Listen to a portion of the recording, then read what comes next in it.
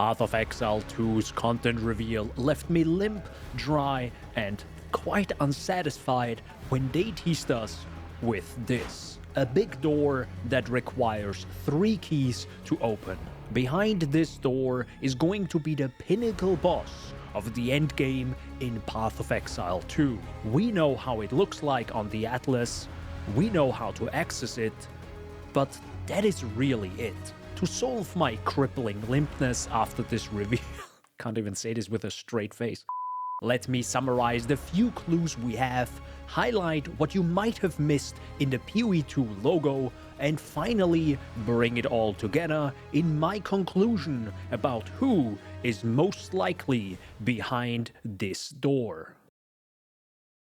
Grinding Gear Games wants to create the next generation ARPG. Path of Exile 2 is a live service game that they want to support into the future with expansions. They don't want to make a game right now, then slowly drop it and make a sequel 5 years later. In addition to that, PoE 2 allows them to fix the issues from the first game, like stale combat, improving on the storytelling, and why not also bring the visuals up to a modern standard across the entire game. And here comes the quick deep dive into the logo itself. Let's zoom in a bit and appreciate the probably hundreds of hours that were spent adding an ungodly amount of detail, which is going to matter for this theory. If we take a closer look, we can make out a few characters.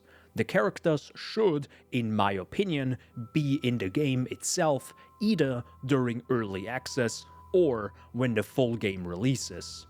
Otherwise, why would you put them in your logo in the first place? Starting off with the 2 characters from my favorite fight in Path of Exile 1's story. Solaris, the Eternal Sun, and Lunaris, the Eternal Moon, are 2 gods that you fight at the end of some act. These gods and sisters fight each other because they got tricked by someone else. The other 2 characters below are Innocence and Sin, 2 gods that you also meet during your adventure in PoE 1. They are brothers and didn't fight each other.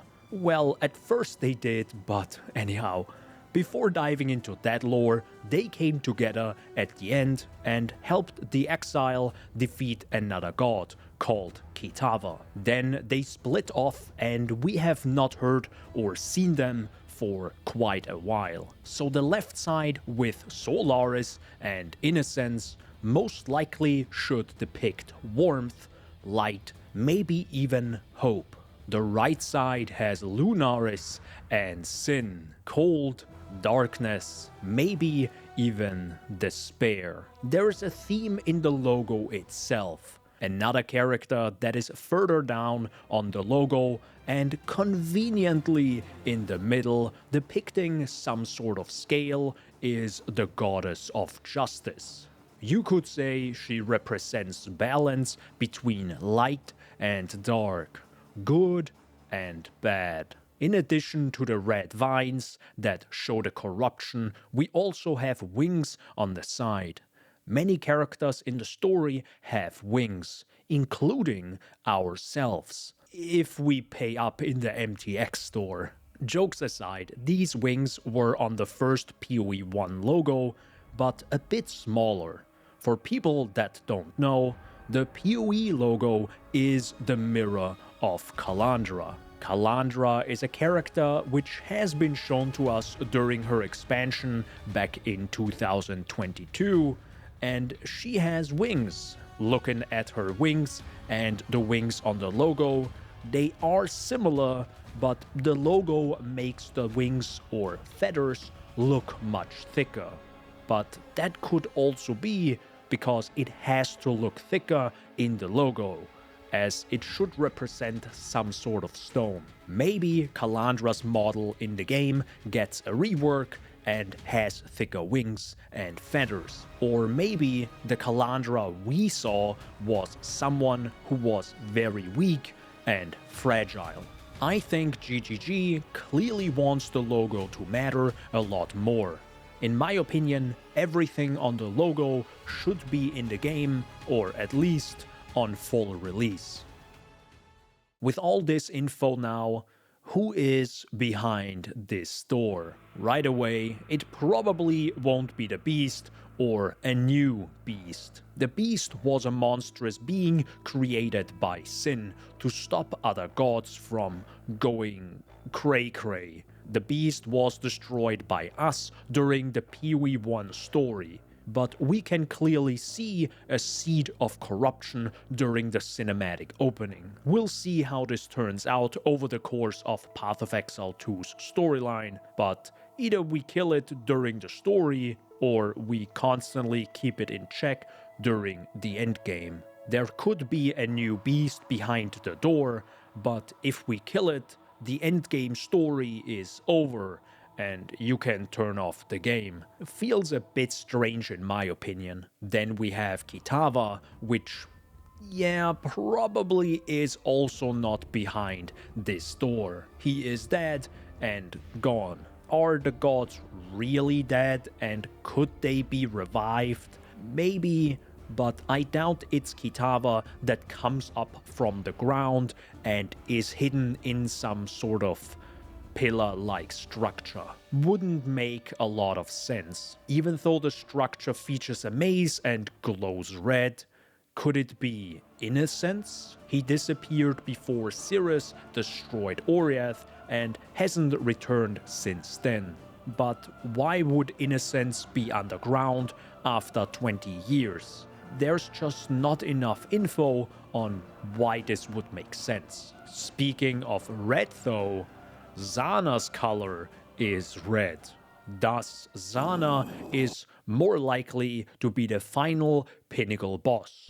Thanks for watching. Jokes aside, Zana being gone for 20 years and having the power and knowledge would make her a prime candidate. She might be able to find power that only she could control or even use. How is she in there though? And why? I doubt she just put herself in a maze and created 3 keys like it's a Zelda storyline. When thinking of the Kalandra League, I think a lot of people ignore it was called Lake of Kalandra, meaning the lake was a major part of the league and thus lore. Something that came from underground on the PoE 2 Atlas could also just be a mirror of the lake and thus bringing Kalandra into Rayclast. How, why, where? Unsure, but we might figure it out.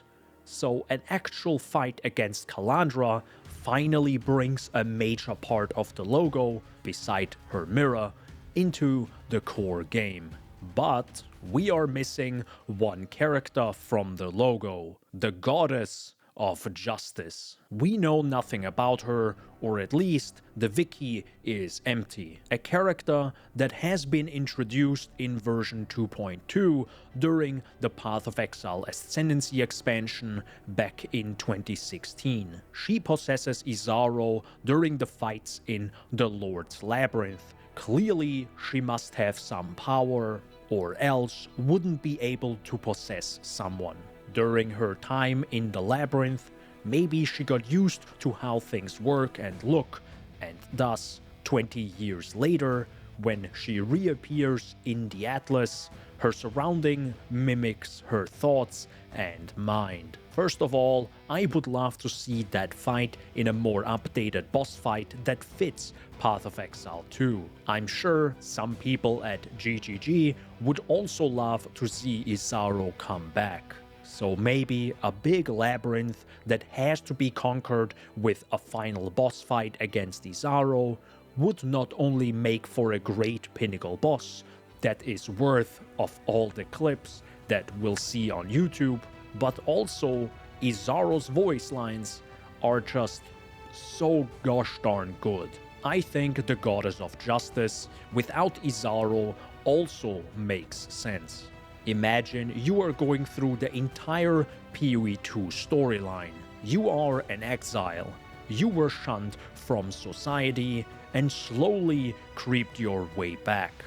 But you are also power hungry and clearly not the good guy, because you'll most likely kill many people on the way. Having mentioned the left and right side of the logo, it appears to be light and dark, good and bad. But it's never really clear what is good or bad in Path of Exile. In the first game, we help Jun, and she clearly tortures people or even kills them if we tell her to. So after having, in quotes, saved Rayclast and going into the Atlas as the power-hungry exiles that we are, it would make a lot of sense if at the very end of our journey, the pinnacle boss is the goddess of justice, and we have to atone for our sins and actions. She's most likely not going to hold back,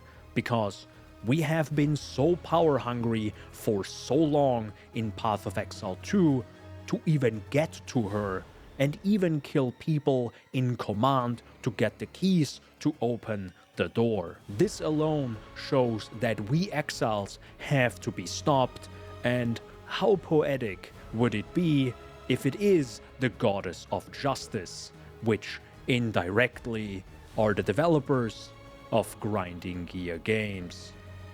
Thank you so much for watching. If you enjoyed, subscribe, and don't forget to stay hydrated, gamers.